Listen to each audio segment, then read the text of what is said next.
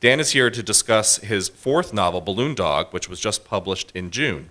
But Mr. Paisner is perhaps best known for his work as a best-selling ghostwriter, which includes over 70 titles and 17 New York Times bestsellers.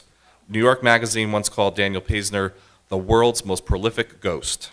He has collaborated with such celebrities as Whoopi Goldberg, Serena Williams, John Kasich, Denzel Washington, and Ron Darling, as well as longtime Port Washington resident Christina Cheeger. Did I get that right? Heger. Heger. Close enough. Okay. Co-author of the haunting and ultimately hopeful Holocaust memoir, The Girl in the Green Sweater. He is also the host of the popular podcast As Told To, which features conversations with his fellow ghostwriters. So in addition to discussing his new book, Mr. Paisner's going to share some insights and anecdotes from his extensive work as a collaborator. So please join me in giving a very warm welcome to Daniel Paisner.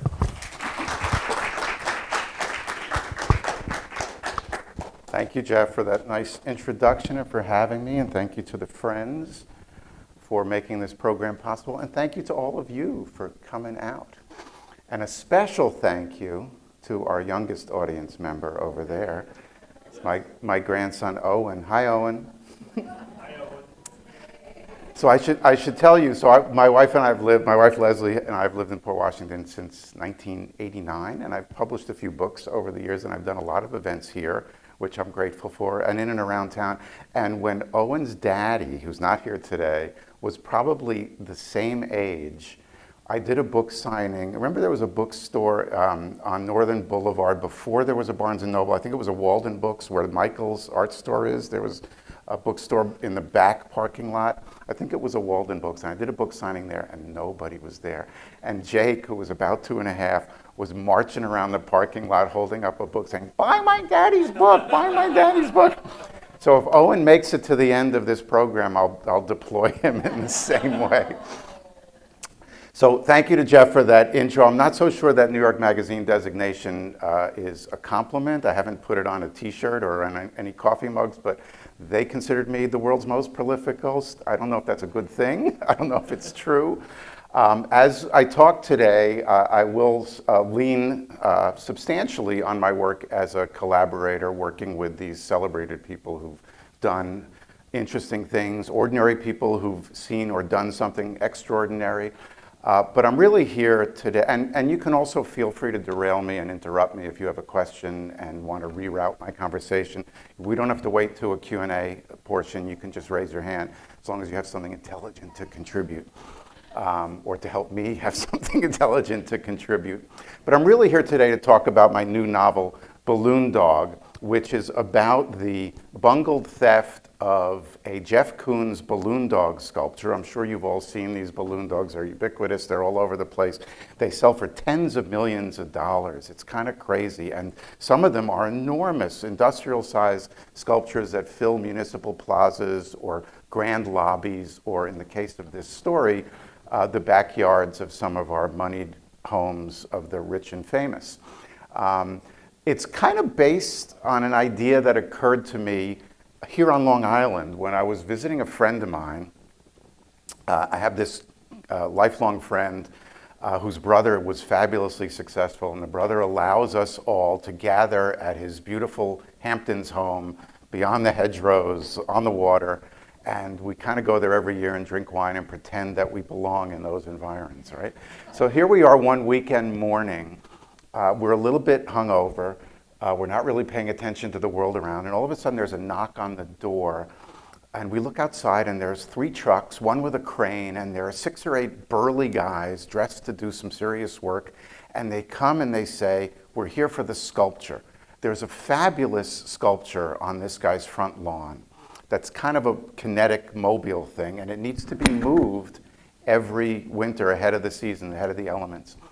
And we're like idiots. We say, "Come on, take the sculpture," and we're posing for selfies, and we're thinking this is the coolest thing. It doesn't occur to any of us to check with the homeowner that these guys are legit. And we're just smiling like drunken fools, you know, taking pictures with the crane. We're standing on the crane going like this.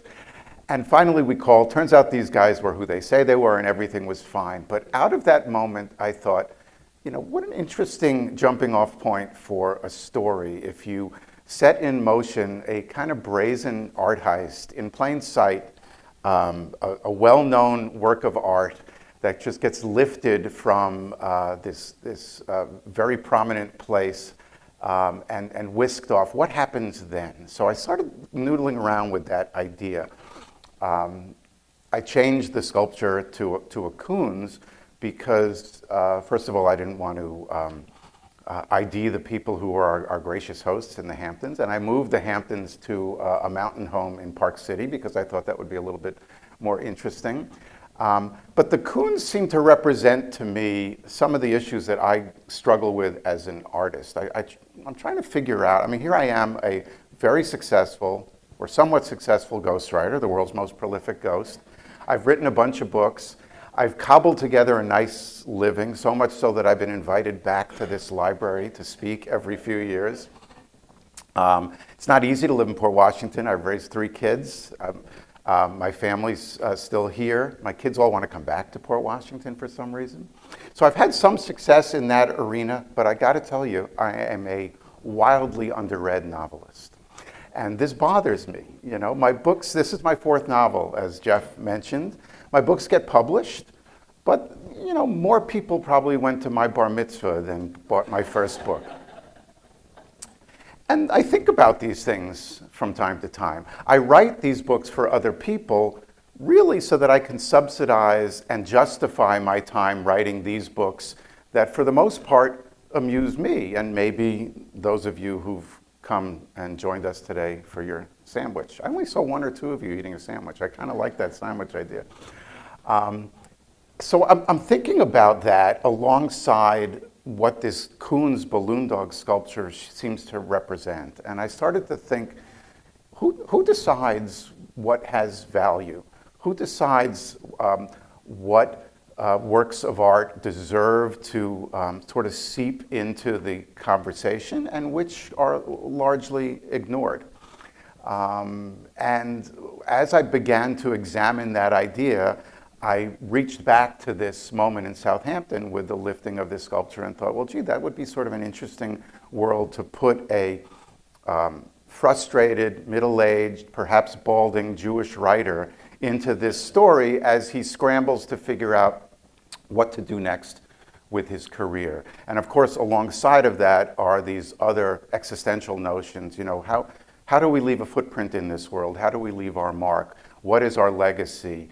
How can we find ways to matter? And somehow in my mind, that was all deposited in and around this fictional Jeff Koons sculpture, which I got to tell you is not at all unlike the real Jeff Koons sculptures. I mean, all these balloon dogs are kind of the same, right? You've probably seen them. I think Steve Mnuchin's father, Steve Mnuchin's father has the record price for one of these balloon dogs. I think he paid $90 million for a desktop version of one of these balloon dogs. It was kind of crazy and it bothered me. So off I went on this novel. The novel was kind of kicking around in my head for a little while. I didn't sit down to write it until the very first COVID summer. The world was kind of quiet. The world was kind of shut down. I mention that because one of the things I was worried about, or at least thinking about, was what do I do with this period of quarantine? Does this pandemic find a place in our fictions? We're only now starting to see a bunch of novels start to appear on the bookshelf that visit that time in our recent history. But when I was in the middle of it, I didn't quite have a handle on how to handle that. So what I did was I set this book in the near present, kind of in the post-Trump, pre-COVID hammock of time in around 2018 or so. So I wanted all these contemporary issues to be at play, but I really didn't know how to deal with this pandemic. I thought it would kind of get in the way of our story, or at least offer us themes that were extraneous to the story. And that was what happened. I stood. Leslie and I bought a second home several years ago in Park City, so we parked ourselves in Park City, Utah, and we were there for a period of some months, which was kind of wonderful. And I'd wake up every morning and sit on our deck and write. And I can almost start to sort of time. I could set my watch to these sand cranes that would fly in over a lake that's beyond our house. And there was a hang glider that used to come off the mountaintop, a peak behind our house, and sort of float in front of my house and land in the same spot at about the same time every day for 2 weeks. And I thought that was curious. I'd never seen this guy before. We'd been out there a lot. Of course, I never was out there at 6, 7, 8 o'clock in the morning working. And I mentioned this. I was interviewed by a local Park City publication when this book came out a couple of weeks ago, and I mentioned this hang glider. And sure enough, the day that article appeared, I was friended. I got this follow on Instagram from a guy who hang glides in Park City. So I sent him a note. I said, "Are you the guy who kept..." He said, "Yeah, but don't tell anybody because it's illegal. I've been arrested a few times." So such is the power of social media.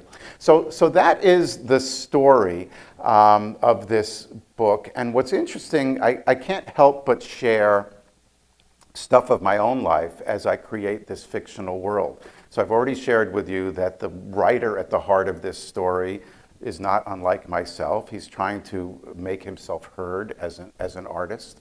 All the while making a living as a writer of a kind. The ghostwriting work that I do is writing of a kind. It's something wholly other.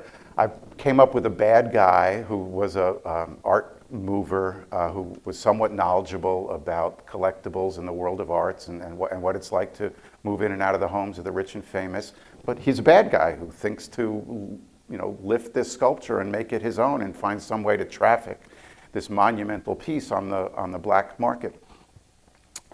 But I decided to make him sort of a bad guy with heart, kind of like one of these bad guys from an Elmore Leonard or a Carl Hyacin novel, if you guys read any of those. He's not all that bad. He's just doing a bad thing and trying to lift his own life up on the back of this ill-conceived notion. There are also some peripheral characters. Even though the drama plays out in Park City, my writer lives on Long Island, and there's a woman who is sort of the object of his affection, his silent affection on Facebook. He's one of these guys who likes to pass the time on an afternoon just kind of scrolling through Facebook and looking at the lives of others and kind of wondering what's missing in his own life. He's happily married, but he's sort of Facebook lusting after this woman, so she becomes a peripheral character in this story. I'm going to share a reading from one of her passages a little bit later because I thought it stands alone nicely. You don't really need to know all the moving parts of the rest of the story other than the fact that here's this woman from Long Island who's cuckolded her. She finds her husband one day cheating on her in their garage with the neighbor who's a guy. So this kind of upends her whole worldview, so her life is spiraling. And there are sort of other peripheral characters too. But what I was realizing as I was fleshing out this story was that I can't help to traffic in the stuff I know and the people I know and the world I know. This woman, for example, who was being cheated on by her husband, I knew 3 people in my life whose marriages unraveled on the back of same-sex infidelity that caught them completely by surprise. Somehow that finds its way out of my pen. I knew many writers like myself who were also struggling to make themselves heard. And some of their experiences and their comments to me and the hopes and dreams that we might have shared over beers find their way into my pages. And what I was reminded of in the writing of this is how we as writers are always kind of stepping on the lives all around us for material. It's a conversation I have with the celebrity type people that I work with as a ghostwriter all the time. Because it's one thing to sit down and share a story with me that maybe doesn't paint their father in a great light. But it's quite another to have to sit down to Thanksgiving dinner with that same father after the book comes out. So even though they're telling me good, juicy stuff, I'm thinking, well, gee, are you sure you really want to set that in the book? Hi, Owen. Feel free to do laps if you guys get bored. If I'm not holding your interest, you can please circumnavigate the room. So I mention that only because it might spark something in some of you. When I speak to other groups, I find that people are most interested in talking about the work I do as a ghostwriter. In fact, I'm most interested in that lately because, as Jeff mentioned, I started a podcast about a year ago, and I talked to other ghostwriters, and it's like a car talk for ghostwriters. And we swap war stories, and we talk about the craft and what's unique to the type of work we do. And what I find in almost every case is that nobody really sets out to write on behalf of someone else. There's not a third grader in this country who will raise his or her hand in response to what do you want to be when you grow up who's going to answer that they want to be a ghostwriter. It's sort of this unknown, out of the way, sidebar kind of career. But I will tell you, it's been quite a happy accident that I stumbled into that line of work. And if you guys are interested in hearing more about that, I'm happy to share some details there. Let me, before I do that though, since I understand that this group often sits and indulges the writer for a reading, I will ask you to indulge me. And I'm going to read a little bit because it's set on Long Island, and I think the passage I settled on kind of focuses on a Long Island bar mitzvah scene, or the aftermath of a Long Island bar mitzvah scene. And we're going back to our cuckolded woman. Her name is Shari Braverman. And we are kind of writing in her head and in her voice. And here is what Shari has to say. To be honest, Shari Braverman never really gave a shit about religion. It was there all around, except where it might have softened her, moved her, lifted her to places she could not imagine. In the Braverman household growing up, being Jewish was more of a given than a deeply held set of beliefs. It was who you were and not what you were. Better, it was your identity and not your soul. It was expected that Shari and her two brothers go to Sunday school, that the boys attend Hebrew school and become bar mitzvah, and that she continue on to confirmation. But she cannot recall a single time either one of her parents asked her what she was learning or what she thought about what she was learning. It just was. To be sure, Shari felt a deep connection to her Jewish ancestors, to the idea of being Jewish. It was in her bones. Over time, she came to embrace the rituals, gathering with family for a Passover Seder, lighting the Hanukkah candles, reciting the mourner's Kaddish for those no longer here. What struck her as she went through these motions was the idea that she was continuing the string, feasting and celebrating and mourning the way Jewish women had feasted and celebrated and mourned for centuries. In this way, her beliefs had more to do with the connective tissue of faith than with faith itself, with holding up her end of the deal. And so, when Jackson, that's her son, was born, she immediately looked ahead to the moment of his bar mitzvah. It would be a marker on their shared journey, a thing to be anticipated and held dear, and what was expected. Brian, this was the cheating husband, Brian was cut in a lot of the same ways. He was proudly Jewish, perhaps even staunchly Jewish, but he could barely read Hebrew or attach any sort of meaning to the traditions. His thing was that this was what you did because this was what Jews had always done. Together, as brand new parents, the two of them would look on at Jackson's tiny sleeping form swaddled in the custom baby blanket Shari's mother had made with repeating orange and blue Jack's curls that some genius in the Braverman promotional department, her family made snack foods and cheese curls, had later had the idea to market in the company's online store, together with an orange and pink version, and fast forward to that time in their lives when their son would chant from the Torah and be counted in among his Jewish community, among their Jewish community. Here now, in the wake of Jackson's simcha, after watching her son lead the synagogue in prayer, after hosting a luncheon for 200 people and being made to consider the ever more solemn angles on the pitying head tilts that continued to come her way, after inadvertently locking arms during the hora with her former but technically still mother-in-law, Gwenny, and smiling gamely as she was spun about the dance floor like a teacup on the mad party ride at Disney World that her kids inexplicably loved, after being hit on, or more accurately, touched upon by so many single and not yet single and not at all single men who seem to think their shows of concern or friendship were best expressed by brushing up against her, or placing a hand gently on her back, or collecting her in both their hands and holding it there for a too long moment. After standing off to the side as the party was dying down and hoping not to be seen as Brian, the ex, huddled with Jackson, the son, and noticing that both of them appeared to be crying. After all of that, she can't shake thinking there is something else going on here, something beyond her anger at Brian, something more than her relief at surviving this bar mitzvah, something bigger than the fear of what lies ahead.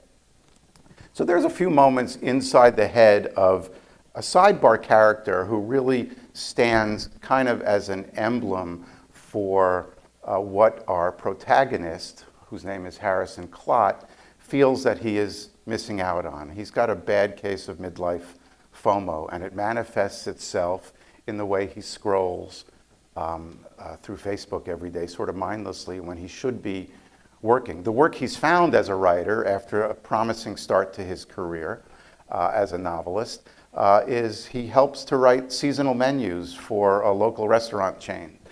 This is how he makes his living. He also writes supporting social media material for a local dermatologist and plastic surgery group. So he's really hanging very thinly on the notion that he is still somewhat a writer. And I suppose in some ways I was exaggerating my own circumstances. Once again, the ghostwriting work I do, it's writing of a kind, but I don't have to think about the story. I don't have to think about all those bits and pieces I had to put together in this puzzle after I saw those good guys lift this sculpture off the front lawn by the ocean in Southampton and try to figure out how the hell do I get a story out of that. When I'm working with Serena Williams or Denzel Washington or Damon John, who also used to live in Port Washington for a while. His kids went to Daly for a stretch. I don't know if you know that. Fun fact, this co-star of Shark Tank was a neighbor for a while. When I work with them, their stories have been lived. Their stories have been told. So my job really is to help give them shape and tone and voice, and to help them figure out how to tell that story in the most meaningful, perhaps the most page-turningest kind of way. So it's a different enterprise, really, than writing a novel, and that's the conflict that I tried to put in place for my writer friend, Harrison Klott, and that's how Balloon Dog came about. So the odyssey of how this came to be a book published by an independent press called Kohler Books. They're based in Virginia. They do nice books. It's run by a guy who used to be an art director at a major house. So their covers are kind of cool and great. That's one of the things I liked about them. As Jeff mentioned, this is my fourth book. My first book, in which my son shilled for me over at Walden Books, was published by a big-time publisher, by Dutton. The next book was published by a smaller publisher. The next book by a smaller indie press. And this one by an even smaller indie press. And this is frustrating to me, but it's the lay of the land, and I've come to accept it. I can't tell you how many lovely, and this is not meant to discourage you from buying this book. It's actually a pretty good book. It's not meant to dissuade you from the notion if you decide to stop at the table on the way out and pick up a copy. But I can't tell you how many lovely rejection letters this book got from publishers, from big-time editors at major fiction houses. And I'm fortunate enough, because the other work that I do, to be represented by the William Morris Agency, which is now called WME. So I've got my hot shit agent, and he was sending it out to these hot shit editors. Most editors, if you know anything about publishing, when they pass on a book, they simply pass on a book. However, there were like a dozen notes that were sent back to William Morris on my behalf saying, you know, I wish that I could make an offer on this book. I wish this guy Paisner wasn't so old. I wish his last book had sold more copies. I wish he had more of a social media footprint. I wish we saw a way to publish this in a more meaningful way. I wish it was 5 years ago and we would have snapped this book up in a heartbeat.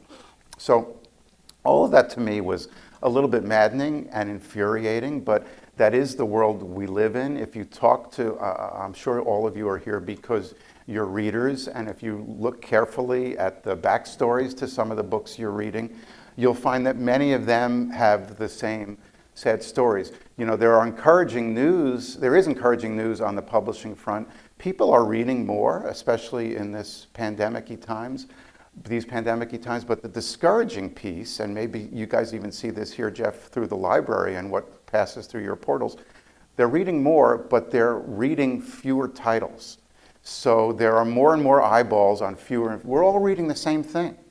So if you think back to your reading experience, if you guys have book clubs, you know, there used to be a whole lot more variety in the books you can expect to see when you step on a plane and sort of peek and see what other people are reading, or if you're walking up and down the beach. These days, more and more, I'm finding people are reading the same things. It's, you know, we're not reading 100 or 150 new titles. We're reading from among a dozen new titles, which is a good thing for those dozen writers, somewhat less of a good thing for us lowly mopes who live here in Port Washington. But we keep doing what we're doing, and my goal with this book, people ask me how the book is doing. I see my friend Mitch is here. Mitch also just wrote a book that is published by a smaller press, so he kind of knows what I'm talking about. It's hard to know how these books are doing. My goal here, my measure of success here, I just want people to read this and like it, and I want enough people to read it so that this publisher or another publisher invites me back to the dance. When I sat on my deck in Park City writing this book, I didn't know where this book would land. It didn't have a home. I was able to write the book. I was able to find the creative juices to keep going every day. Maybe it was because of the sand cranes or the hang glider or the spectacular scenery. But it's awful nice to write one of these things knowing that it will land somewhere, even if it lands with a small, out-of-the-way indie press. So I hope you'll take the time to look at it. If you do take your time to look at it, I hope you enjoy it. If you find some nice things to say about it, write a review. Weirdly, that helps. All those hot shit editors who say I don't have a social media, people need to have reviews. If you look on these Amazon pages, those algorithms mean something because they move books further up. It's a weird world that we live in, but it is the world that we live in. So I'd love to hear some questions from you. I'm hoping that you have some. I'm assuming that if you do, they might be about the ghostwriting work I do. If you want to talk to me about the best deal to be had on a coon sculpture, I can hook you up.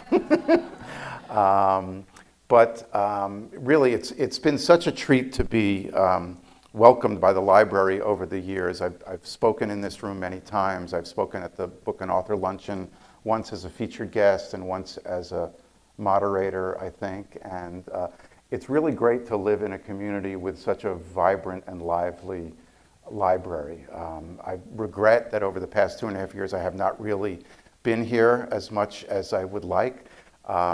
My grandson, my daughter-in-law, and their family come here often. They use the hell out of this place. I don't, but I will again. But they've been really supportive to me over the years, and it's really great to have a home. I've met some wonderful writers. By the way, on my podcast, another friend of the library and a neighbor of yours, George Vesey, was a guest several weeks ago.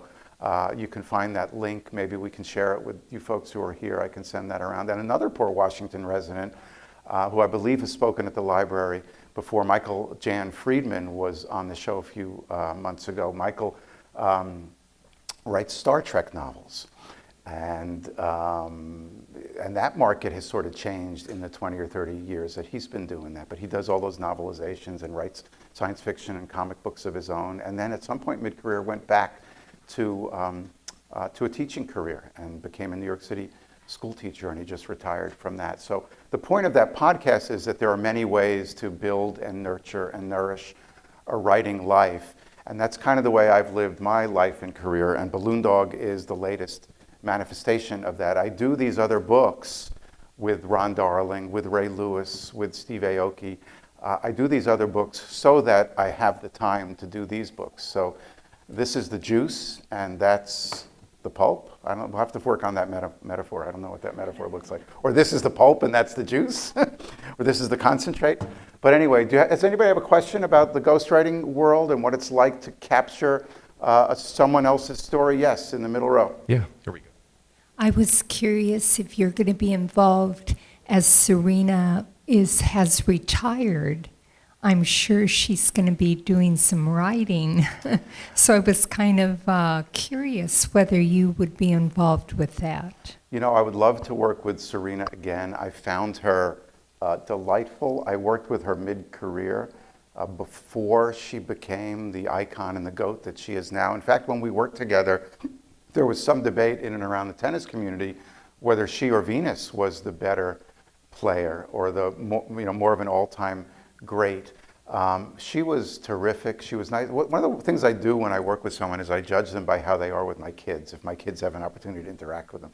And one year when my oldest daughter, was about 12, I took her to the Open, and Serena made time for her, and she was very gracious, and she met us on the outer courts, and she said to my daughter, Hannah, she said, why don't you come and hit a few with me?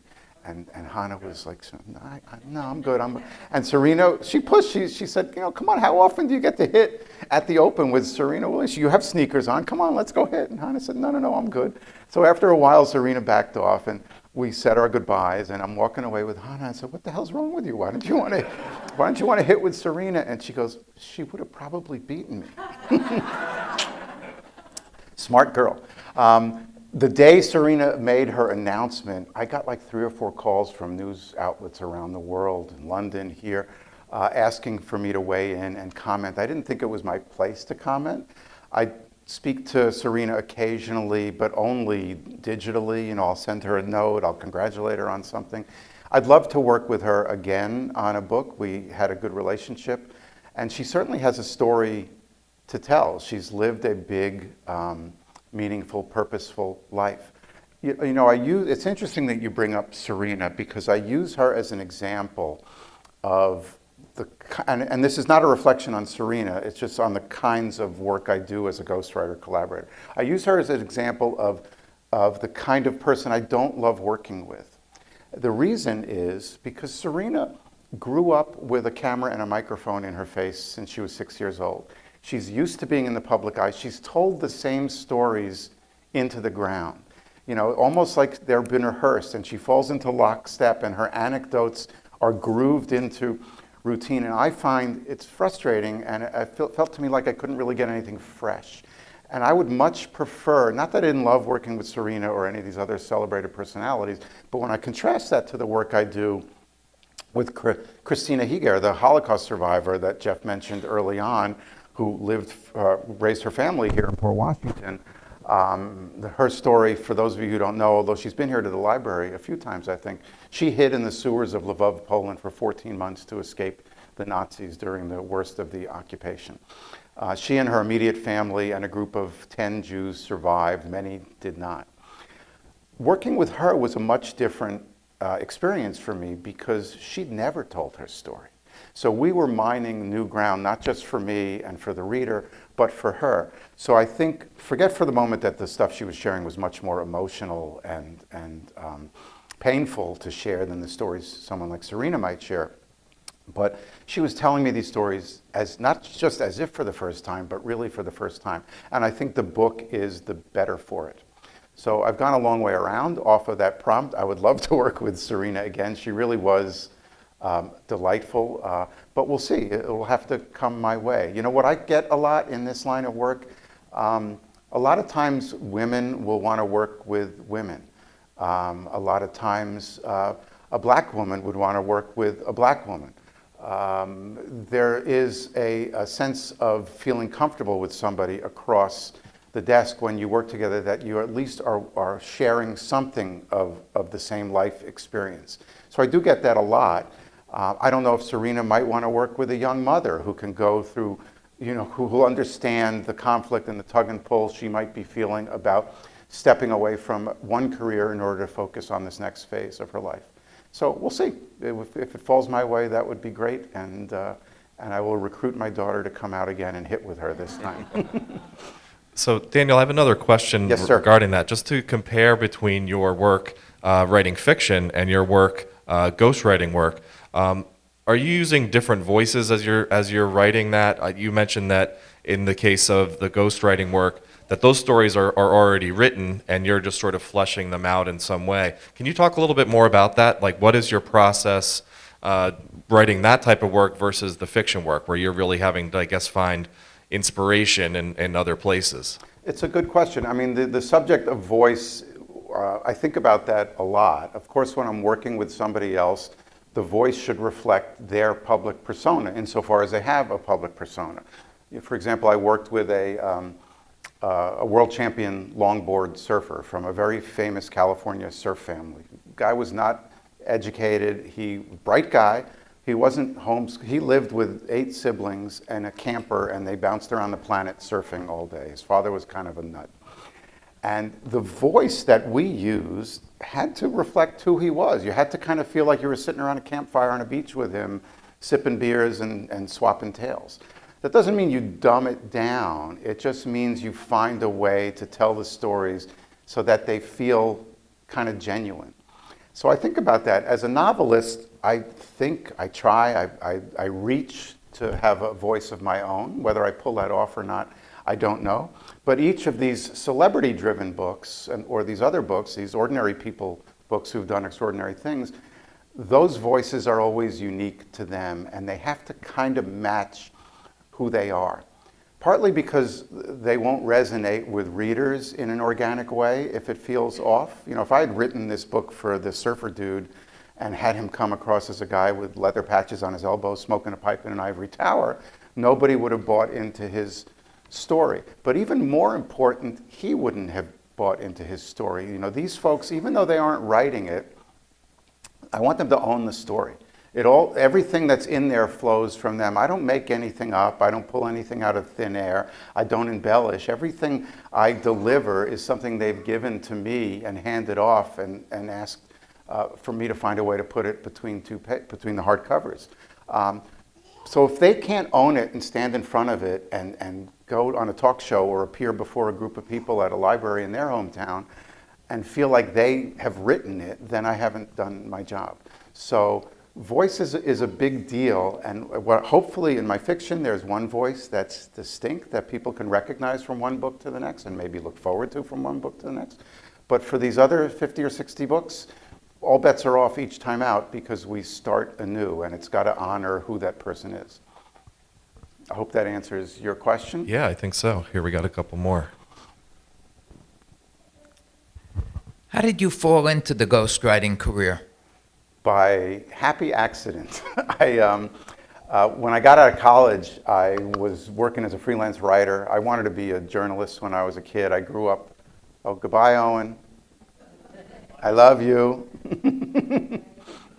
I grew up wanting, in the Watergate era, I wanted to be Woodward and Bernstein, both of them, not one or the other. And I worked for a newspaper. I wrote freelance for newspapers and magazines. I was a stringer for the AP and the Times. I took a job at Simon & Schuster as a publicist because it was there, it was available. And in retrospect, it turns out to be a very shrewd and scheming move, although that wasn't my intention at the time.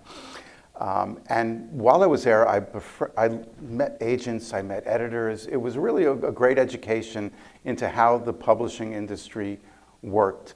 And I developed friendships with, relatively meaningful, influential people at Simon & Schuster, and one of them knew I wanted to be a writer and knew this wasn't the best place for me to work, writing press releases for other people's books. It's kind of like the seasonal menus that my guy writes here, right? And they just signed a book with Willard Scott, who was at the Today Show across the street. Simon & Schuster was right across from 30 Rock. They said, go over and talk to Willard, and he needs a writer. We think you'd be good. Willard couldn't have cared less. He said, all right, Simon & Schuster sent you, that's fine with me. By the end of the day, we had a couple of glasses of Jack Daniels each. He was a big Jack Daniels guy. And I wandered back to Simon & Schuster with a job. So I was able to quit Simon & Schuster. I was able to stop chasing all these freelance assignments. And I worked with Willard on his book, never thinking that 40 years later I'd be doing the same thing, really thinking that I was making kind of a bargain. I would write one of theirs, and it would help to pay the bills for the next little while, and it'll give me the time to write one of mine. And that was always a trade-off, one of theirs and one of mine. So now here I am all these years later, and it's kind of like 60 of theirs and 4 of mine, but it's still all to the good. Hi, Dorothy. You mentioned that you'll use real-life experiences, not necessarily yours, but of people you know in your novels. Have you ever had anyone get angry or upset at you for using, say, their experience that might have been a difficult experience in your novel? I try to mask everybody's identity. I try to conflate stories and mush together things. So the answer to your question is no, if I'm limiting it to the novels that I've written. I worry about it for this one because of the cuckolded same-sex transgressions here, because there is such a stark similarity to that person or those two people's experience. But I'll tell you, I did get some blowback once for a nonfiction piece I wrote under my own name for the New York Times, and it came from my father. If you guys remember, the Times magazine for many years had a column called About Men. It used to be at the last page of the magazine, and there were always essays about men. And there was always essays by men about the experience of being men. And fathers playing catch with sons, that kind of stuff. And I wrote a piece which the Times happily accepted. It was the biggest, this was back in 1986, the biggest billboard of my career. I got more eyeballs on that and more response from that than anything I have written since. Think about it. Think of the way we used to read the New York Times. Now we read it as in dribs and drabs as these pieces are released to us digitally. But in 1986, we'd get the paper every morning. Everybody was reading at the same time. So it's a real intense readership experience, and it was actually kind of cool.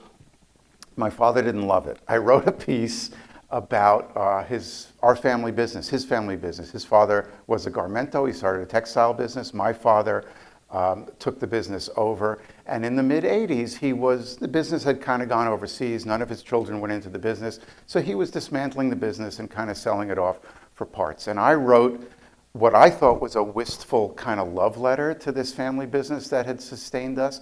My father read it as sort of judgmental, that I somehow thought I was better than that business, which was not the case at all. And he knew that was not the case at all, but I think he was embarrassed that our stuff was on display in a public way.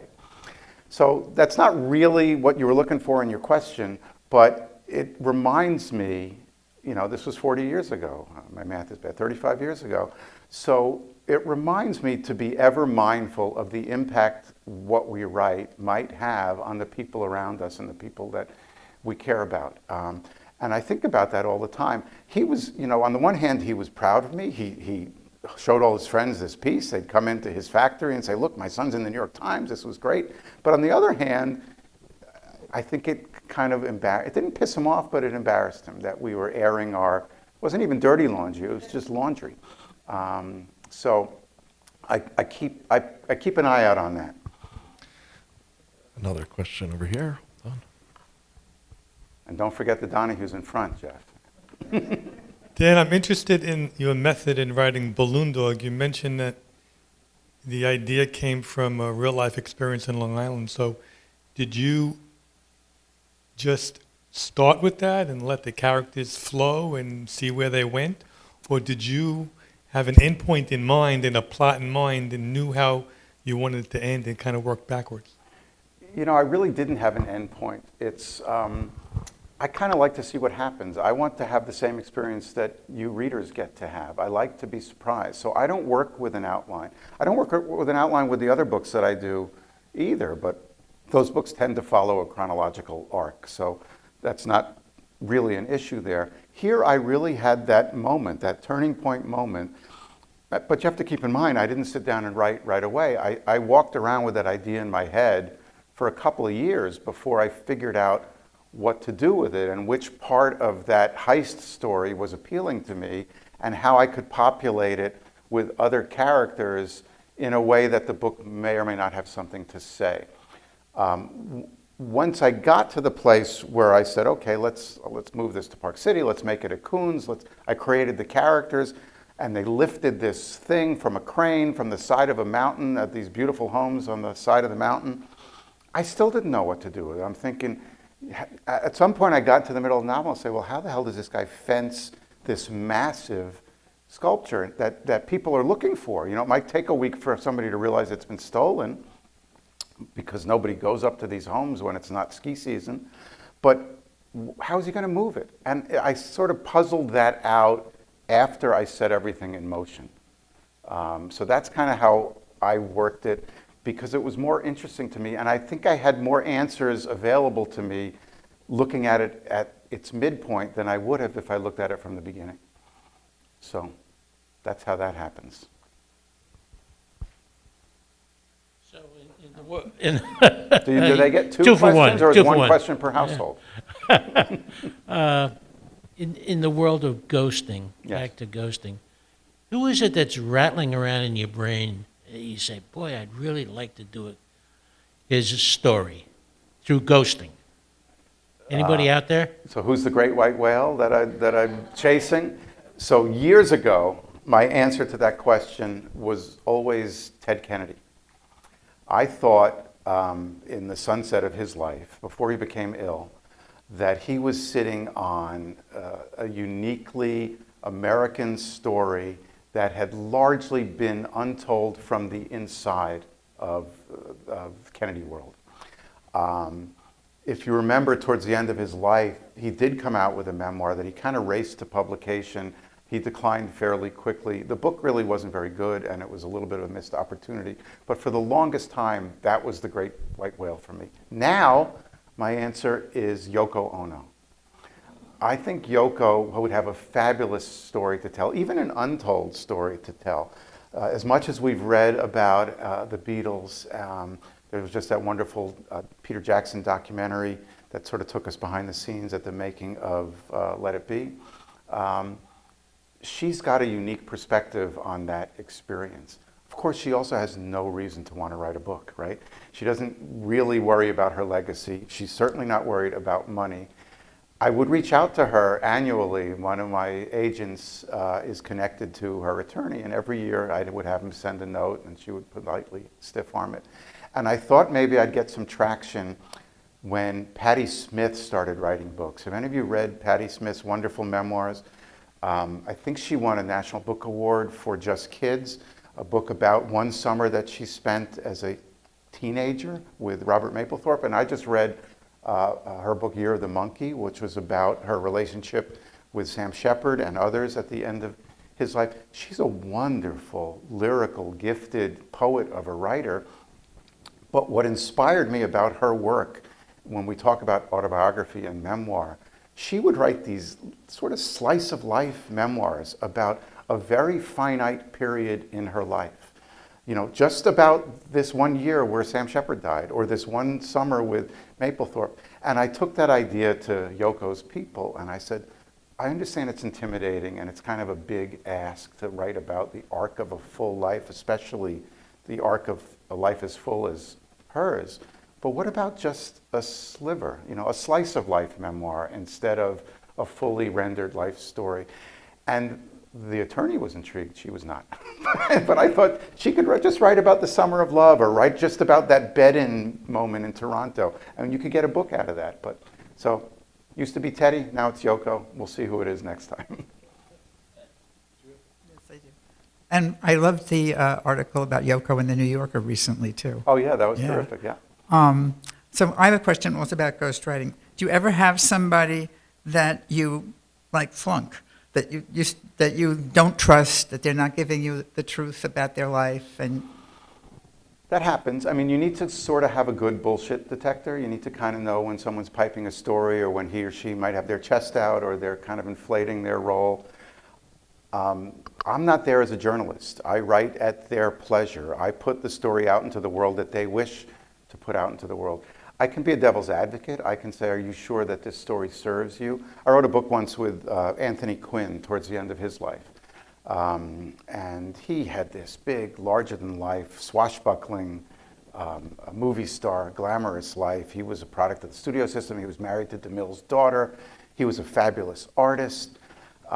He told me this story from the 60s, and I'm embarrassed to admit I don't remember which side of the aisle this story came from, but apparently the California Republican Committee or the California Democratic Committee came to him and appealed to him to run for governor in California.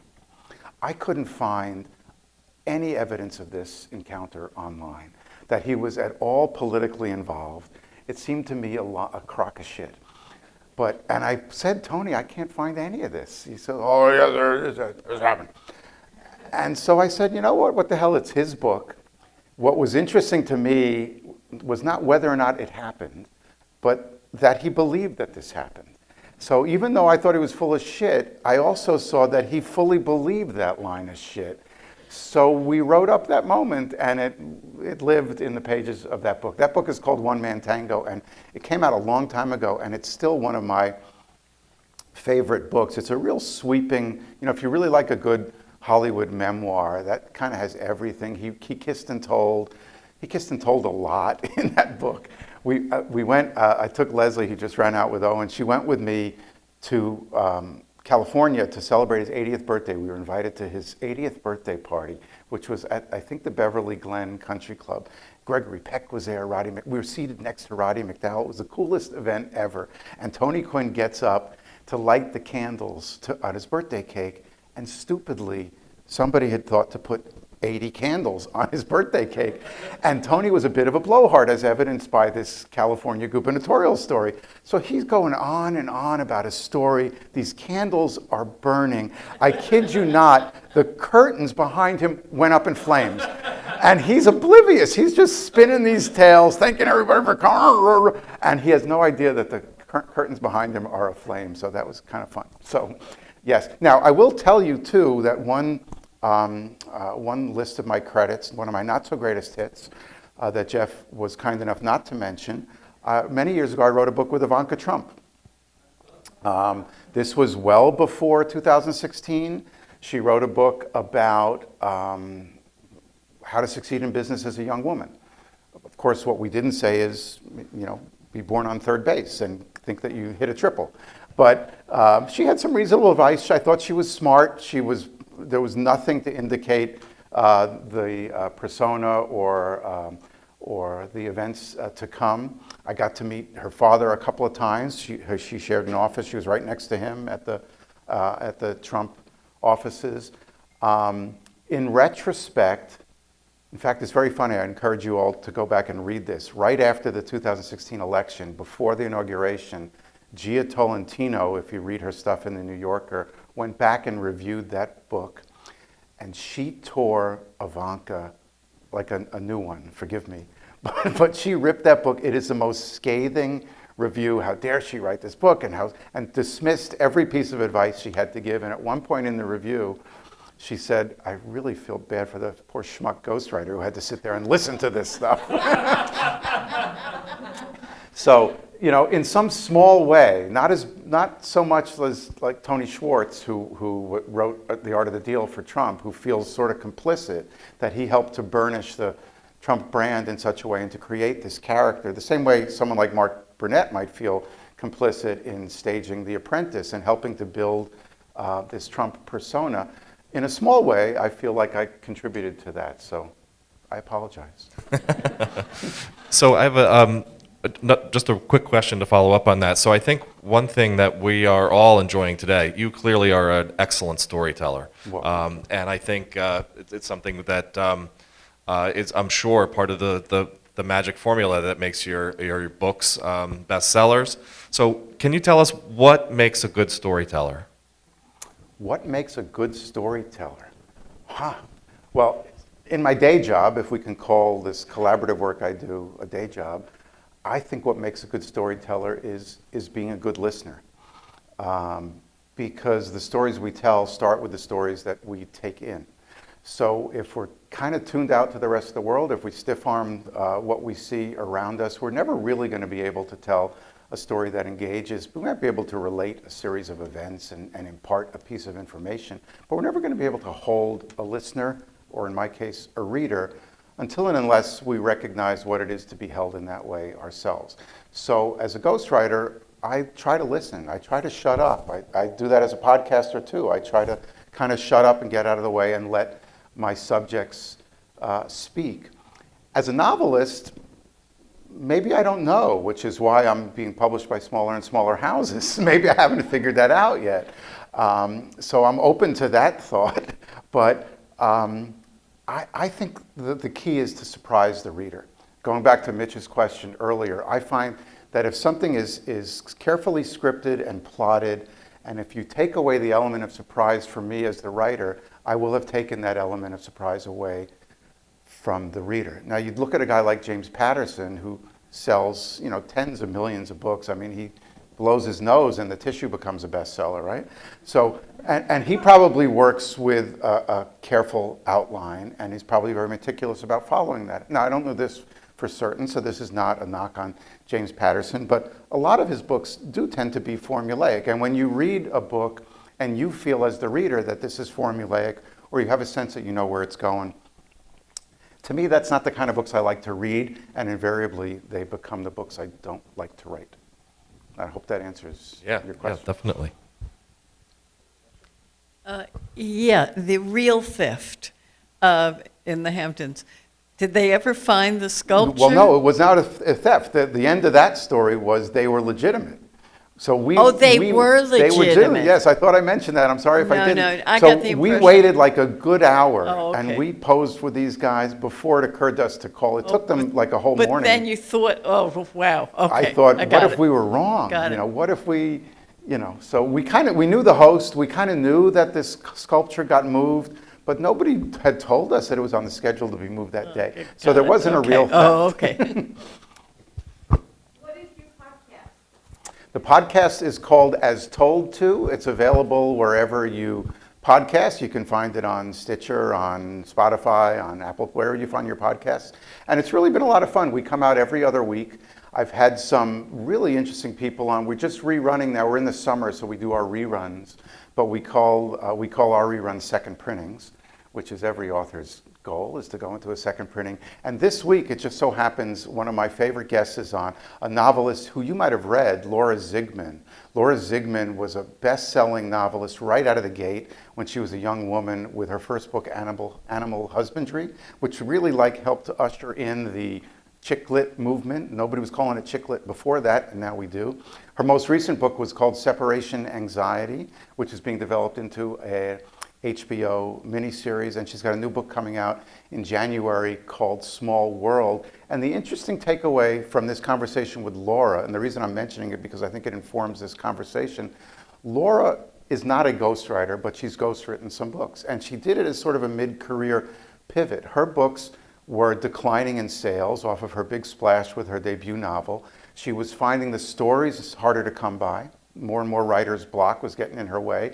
And she also didn't have the enthusiasm because her sales were kind of waning. And she stepped off that treadmill for a little bit and wrote a few of these books as a ghostwriter and kind of got her mojo back, paid her mortgage, paid her kids' orthodontia bills, and then pivoted back to writing these terrific books. So I'd encourage you to read her. That's a good example of the kinds of stuff that we do on that show. We kind of talk shop. We trade horror stories, war stories, and it's been a lot of fun. People seem to like it, and we're going to start our second season in a couple of weeks with a Trump ghostwriter, with the guy who wrote Trump's second book, Surviving at the Top, a guy named Charlie Learson, who's a former Newsweek and Sports Illustrated writer, wrote that wonderful book about Ty Cobb that sort of debunked the myth that Ty Cobb was a racist, a blowhard asshole bastard, and Ty Cobb was really a good old boy. Who knew? And that book came out about 5 or 6 years ago and made a big splash. He's got a new book coming out with Anthony Bourdain this fall that's really good, that really sort of pulls back the curtain and shows what Bourdain's life was like growing up and both in success when depression set in. So that's what the podcast is, As Told To. Yes, sir. Yeah, I have a question about progression of life. Yes. Many of the ghost writing is done about a person moving up, getting famous, or at least going through that phase. But many of us here are above 75, and looking at that phase of life, that's a progression too, but of a different type. When you're young and you're a woman, you might get a charm bracelet. Right. And you get 15 things that you go through. But when we get old, you get a watch at 65, you get a grandchild, and whatever. You know, but there's a searching, and I hear you're searching now for your phase. You're not at that phase yet, but you're asking questions. Mm-hmm. Now, I think we need to ask those questions. Have you ever done a ghostwriting of a person at the end, going towards that end, like a Norman Lear as he's going through that, whatever? Yes, I have. You mean so where everything's sort of mostly in the rearview mirror, and they're sort of reflecting on the impact that they might have had and what the next chapter might bring. As they're going through at that point in time, like dropping things. In the beginning, you learn things, you start things. At the end of life, you leave things, you separate from them. And I have, but I got to tell you, I have not yet had the chance to work with somebody who was self-aware enough to recognize that about themselves and to want to visit that and explore that in these pages. So I haven't had that experience yet. I have worked with a number of people who are sort of in their sunset years, who are looking back at the life they've lived and the impact they may or may not have made either in their business or in their career, in their family. But never yet where somebody is trying to hold on to pieces of themselves and kind of figure that out. It feels to me that it would be a heavy lift for someone like me to write that on someone's behalf. I would imagine that someone who is himself or herself a writer would be a lot more equipped to explore that on their own behalf than some schmuck on the outside, trying to help them. Because there's something performative about my sessions with a lot of these people. Even though we're private, we're in their homes, we're doing, nobody's watching us, they understand that they're talking to me for posterity in a way. So there is something performative about that, and I think what you're asking about is something a little bit more reflective and introspective and honest. It's really something that's more for that person's benefit than than a wide readership's benefit, I'm thinking. But I haven't had that experience yet. So, another question here. I was wondering your impression of Stephen King's book on writing. I thought Stephen King's book on writing was terrific. It was like a Bible for me for a while. I read it a few times. I know a lot of writers who swear by it. I know a lot of writers who kick it to the curb and are infuriated by it. I thought it was wonderful, and it's worth reading if any of you are an aspiring writer. It gets to the heart of a lot of what we've been talking about here, what makes a good story. There's grammatical stuff in there too. Another book I read recently, and I'm trying to remember the title, Robert Caro wrote a book, I think, Working. Fabulous book. It's a slim volume. Thank you for that. Find that, and what he talks about in his book speaks a little bit more directly into the work that I do as a ghostwriter. He, as a biographer, when he wrote the Robert Moses book, Robert Moses was still alive. And when he started out, Robert Moses famously wouldn't talk to him. And not only that, he directed everybody in his orbit not to talk to him. And somehow, Robert Caro, like a pit bull, was determined. And he got, not only did he get the story that encircled him, he eventually got Moses, who sat down for a dozen or so sort of formal button-down interviews, but he still got to see him. And you learn from his journal of his experiences what you kind of have to bring to this task when you're chasing the story. Stephen King's book was more about when you're chasing the story, when you're sitting at your desk in your underwear and trying to pull it out of thin air. Robert Caro was actually out there chasing this story, dealing with an unwilling subject from time to time. So I would recommend that too, but the Stephen King book is wonderful. So one more question I have, I think, as we start to wrap things up here, Yes.